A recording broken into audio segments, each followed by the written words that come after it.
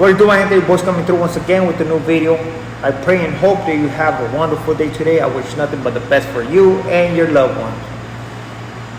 So if you haven't subscribed to the channel, go ahead and hit the subscribe button real quick. Like my video, share my video. If you don't like it, you can hit the unlike as well. I mean, there's nobody tripping right here. We all good, man. We can take criticism. So I was thinking, right, about something that popped up in my mind, and I was like, man, I need to tell a story about things that I have witnessed in prison, as in sons meeting their dad in prison, you know, brothers crossing paths in prison after so many years. And it's crazy when you encounter this type of event, because I mean, it's just crazy. But let's go to the story, man. It was this one guy. His name is Raton. The homie, he's the homie from Madera.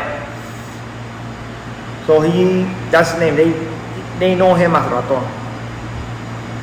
When I met him, he was probably maybe like 49, 48, around that age, right? And we used to talk good, you know, we used to conversate good, and I used to like to talk to OGs, you know, because I like to pick up on game and stuff like that, you know. So I used to talk to him, and one time he came to me and he was like, hey, Slugs, my brother's over there in 3 block. I said, oh yeah? I said, yeah, I haven't seen him in a long ass time. And honestly, I'm not sure for how long it was, but it was no 10 years. It had to be around 15 years, man. The guy his brother been in the system doing a life sentence because he stole a bike. You know, the 2-strike law, it was vicious, man. It was vicious back in the day. When I was right there, I mean, when I was in prison, that 2-strike law was vicious. Everybody was getting life. And his brother got life because he stole the bike. For any misdemeanor, you were doing life. I even heard people get catching life because they stole a candy bar, man. I never came across that individual, but I heard about that story. But this one with the bike, I came across it. And it's sad, you know, to see somebody like that, and you doing life because you stole a bike. So Raton was happy, man. He was happy. Like I said, I don't know how long he hadn't seen his brother, if it was already 20 years, 15 years. It was something about that time, you know. I'm not just gonna give you a number, just guessing, but it was something between 20 and 15 years. And he was excited, right? Raton is one of those OGs who still didn't understand, right? They were living that fast life, getting in problems, can't get off parole, and they come in and out of the system, right? So he cannot visit his brother. He's a ex-felon, or for whatever reason, he hasn't had the chance to visit his brother. And he was excited, and he just couldn't hide the excitement in his voice. And I was happy for him, you know. It been a long time since he saw his brother, and his brother landed on 3 block.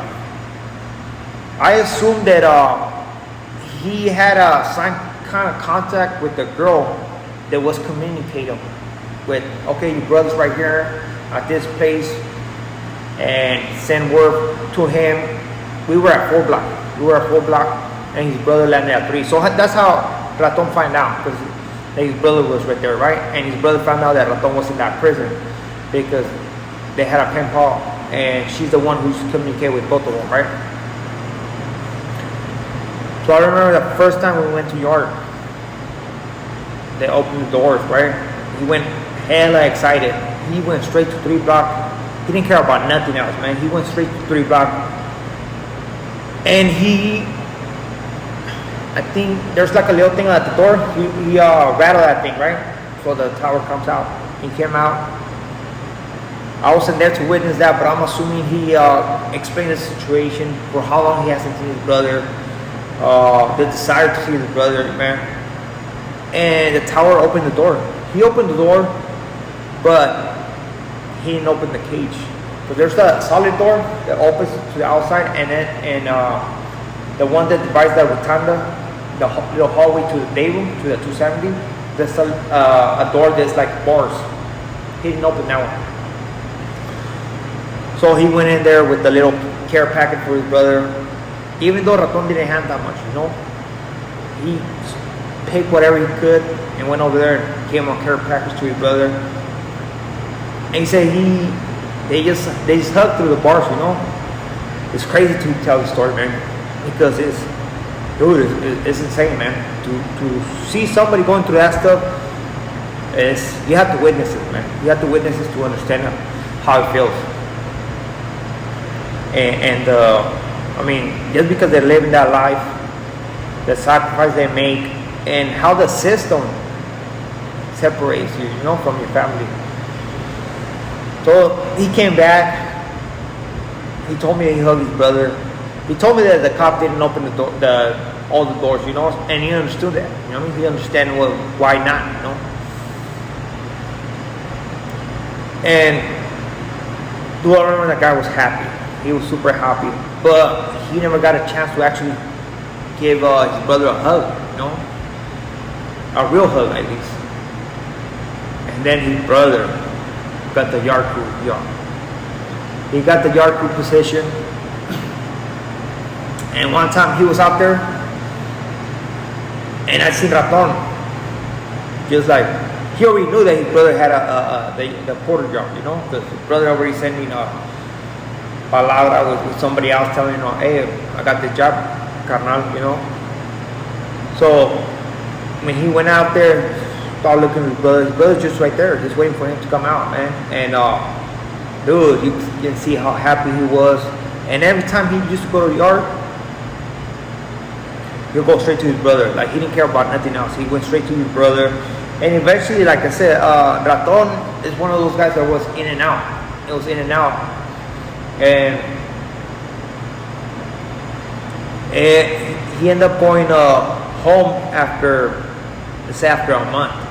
It was after a month. He didn't even get to enjoy his brother like that much, you know. But after a month, he ended up paroling, and that was it, you know.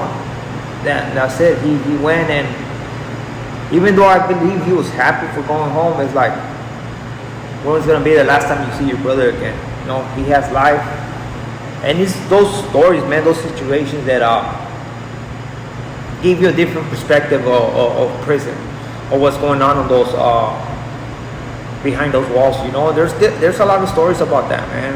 And I got another one about a son and a dad that basically the son never met his dad. His dad was in prison the whole time, you know, and he got to meet him in prison. But that'll be to another video. But hopefully you like the story. It's something to think about, something to I don't know, just marinate on that. You know, it's a good story, I think, and hopefully you guys like it. But with this being said, man, stay positive, stay true to yourself, man, and don't get easily influenced by another individual that don't want the good for you. You know, just keep it 100 with yourself. That's all that matters. With this being said, thank you very much for staying tuned to the next video.